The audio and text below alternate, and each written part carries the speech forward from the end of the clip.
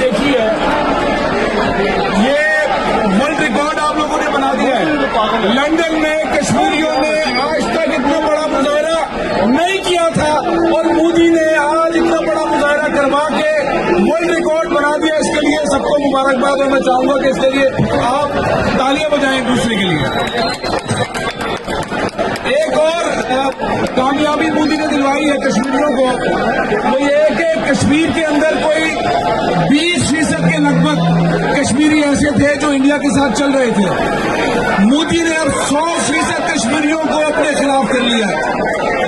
یہ کامیابی بھی مودی کی وجہ سے کشمیریوں کو حاصل ہوئی ہے.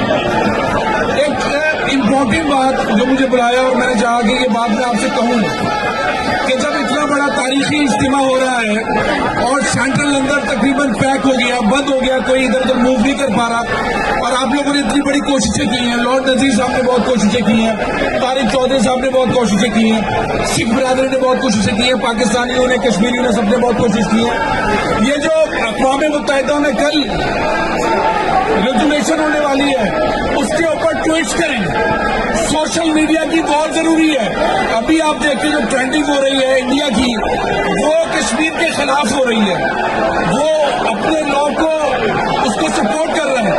تو ضرورت اس چیز کی ہے کہ جو کل سیکورٹی کاؤنسل کے اندر اجلاس ہونے جا رہا ہے 50 سال کے بعد کشمیر کے معاملے پر, یہ آج کا ایونٹ آپ اس کو پوسٹ کریں, اپنے خیالات کا اظہار کریں, کلپس لگائیں اور مودی کو ایکسپوز